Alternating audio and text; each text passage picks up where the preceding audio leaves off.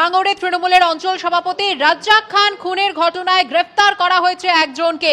ঘটনার 3 দিনের মাথায় অবশেষে গ্রেফতার করা হলো একজনকে এবং তার পরিচয় হিসেবে যেমনটা জানা যাচ্ছে তৃণমূল কর্মী ধৃতই খুনের মাস্টারমাইন্ড, এমনটাই দাবি পুলিশ সূত্রে।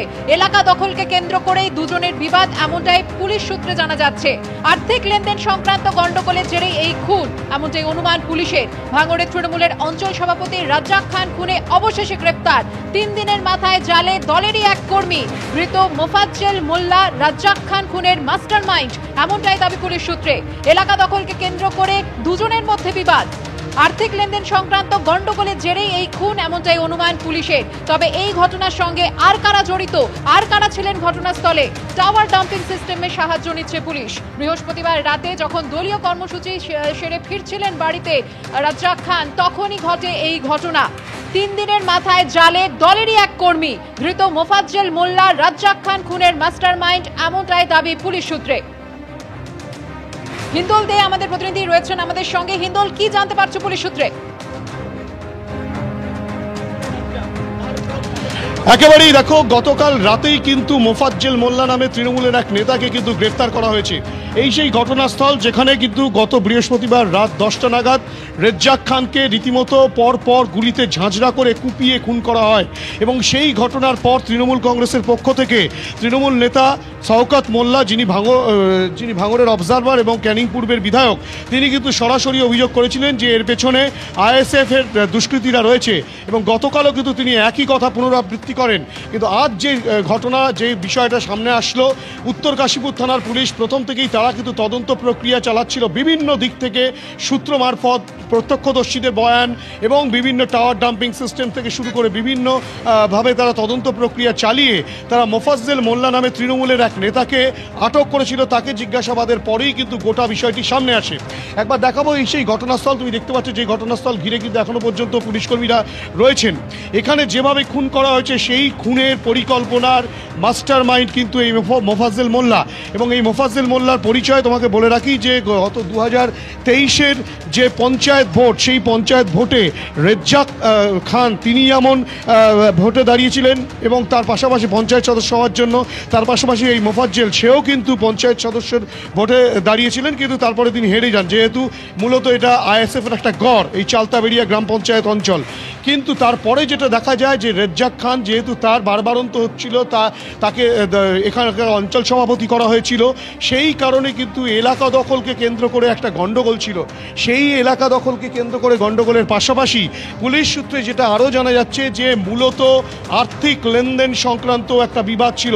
সেই আর্থিক লেনদেন সংক্রান্ত বিবাদকে কেন্দ্র করেও কিন্তু এই খুনের ঘটনা, তেমনটাও প্রাথমিক তদন্তে পুলিশ মনে করছে। ইতিমধ্যেই মোফাজ্জেলকে যেমন গ্রেপ্তার করা হয়েছে, তার পাশাপাশি পুলিশ যেটা বলছে যে এই মোফাজ্জেল মাস্টার মাইন্ড সেই কিন্তু ভাড়াটে খুনিয়ে আনিয়েছিল। এর পাশে অন্য কেউ আর রয়েছে কিনা, অন্য কোনো নেতৃত্ব রয়েছে কিনা বা কর্মী রয়েছে কিনা, সেইগুলো কিন্তু তদন্তকারীরা খতিয়ে দেখছেন, তেমনটাই উত্তর কাশীপুর থানার পুলিশ সূত্রে খবর। ধন্যবাদ হিন্দোল। অর্থাৎ ভাঙড়ে তৃণমূলের অঞ্চল সভাপতি রাজ্জাক খুনে গ্রেফতার হলো তৃণমূল কর্মী।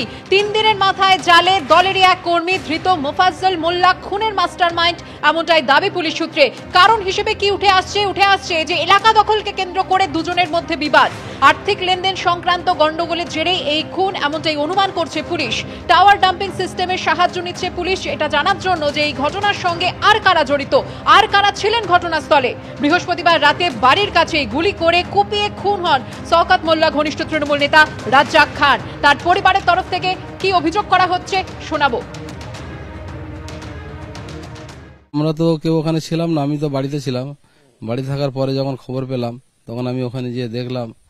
দেখার পরে যে আমার ভাই ওখানে পড়ে আছে, গুলিবিদ্ধ অবস্থা, সমস্ত শরীর, ব্রেন, মাথা তো পুরো গুলিতে ঝাঁঝরা করে দিয়েছিল। এখন আমরা বোধগম্য যেটা কে করেছে, কোথা থেকে হয়ে যায়, কিন্তু এটা তো আমাদের তো কোনো পরিকল্পনা আমাদের মাথায় আসেনি যে আমাদের মতো ভাই এরকম একটা, সে হয় রাজনীতি করতো একটা পার্টির, কিন্তু আমার তৃণমূল পার্টির সক্রিয় কর্মী ছিল, কিন্তু এমএলএ সাহেবের খুব কাছের লোক ছিল, কিন্তু এইভাবে যে তাকে চলে যেতে হবে এটা কেউ ভাবতে পারেনি। এমএলএ সাহেবও ভাবতে পারেনি, তিনিও খুব মর্মাহত। সবাই মর্মাহত হয়েছে। এখন আমরা বোধগম্য যেটা কে করেছে, কোথা থেকে হয়ে যায়, কিন্তু এটা তো আমাদের তো কোনো পরিকল্পনা আমাদের মাথায় আসেনি যে আমাদের মতো ভাই এরকম একটা, সে হয় রাজনীতি করতো একটা পার্টির, কিন্তু আমার তৃণমূল পার্টির সক্রিয় কর্মী ছিল, কিন্তু এমএলএ সাহেবের খুব কাছের লোক ছিল, কিন্তু এইভাবে যে তাকে চলে যেতে হবে এটা কেউ ভাবতে পারেনি। ভাঙড়ে তৃণমূলের অঞ্চল সভাপতি খুনের ঘটনায় ইতিমধ্যে পুলিশ একজনকে গ্রেফতার করেছে এবং সে দলেরই কর্মী এমনটাই জানা যাচ্ছে, যদিও আর্থিক লেনদেনের কারণেই এই খুনের ঘটনা এমনটাই পুলিশের অনুমান। আর এরই মধ্যে এবার বিস্ফোরক খোদ শাসক বিধায়ক। ভাঙড়ে অস্ত্রের কারখানা তৈরি করেছে আইএসএফ আশ্রিত দুষ্কৃতীরাই খুন করেছে তৃণমূল নেতাকে। কোনো রং না দেখে ভাঙড়ে তল্লাশি হোক এমনটাই দাবি করেছেন ক্যানিং পূর্বের তৃণমূল বিধায়ক শওকত মোল্লা। যদিও শওকত মোল্লাকে আবার পাল্টা আক্রমণ করেছেন আইএসএফ বিধায়ক নওশাদ সিদ্দিকী। তিনি বলছেন, সবাই জানে কে দুষ্কৃতী, আমাদের অস্ত্রের দরকার পড়ে না। এই খুনের নেপথ্যে আইএসএফ রয়েছে, এটা আপনি মনে করছেন? আমি একদম 200% আমি মনে করি যে আইএসএফ আশ্রিত সমাজ বিরোধীরাই রাজ্জাককে খুন করেছে। যারা খুন করলো সেই খুনের নায়ক বলছে যে এখানে পরিবারের পাশে আছি। মানে কত নাটক, কত ড্রামার করবেন। গোটা ভাঙড় জুড়ে কোনো রং না দেখে তল্লাশি অভিযান হোক, অস্ত্র উদ্ধার করতে হবে। এই অস্ত্র সমাজ বিরোধীদের হাতে থাকলে আবার ভাঙড়ে নতুন করে আবার মায়ের কোল খালি হবে। এই সমাজ বিরোধী আইএসএফ আজকের যে অস্ত্রের কারখানা তৈরি করেছে, এর আগে অনেক আইএসএফ এর বাড়িতে বোমা, গুলি, বন্দুক উদ্ধার হয়েছে। যতক্ষণ না পর্যন্ত এগুলো উদ্ধার হবে ততক্ষণ পর্যন্ত ভাঙড় শান্ত হবে না।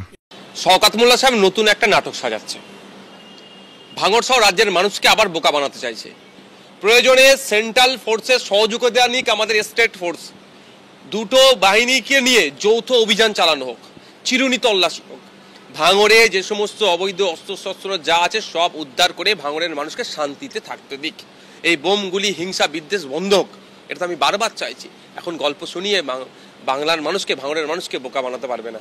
সমাজ বিরোধী কে ন্যাশনাল হিউম্যান রাইটস কমিশন ওনাকে নটোরিয়াস ক্রিমিনাল বলেছে শওকত সাহেবকে। মমতা ব্যানার্জি ওনাকে বলেছে তুই বোম বাঁধিস। এখন আবার আইএসএফ কে দেখে দিতে চাইছে। আইএসএফ সমাজ ব্যবস্থা পরিবর্তনের কথা বলছে, ক্ষমতা দখলের রাজনীতি করতে চাই না আমরা। সুতরাং আমাদের বোমগুলি, পিস্তলের প্রয়োজন নয়। আমাদের হাতে পেন আছে, এই পেনই আমরা যথেষ্ট মনে করি।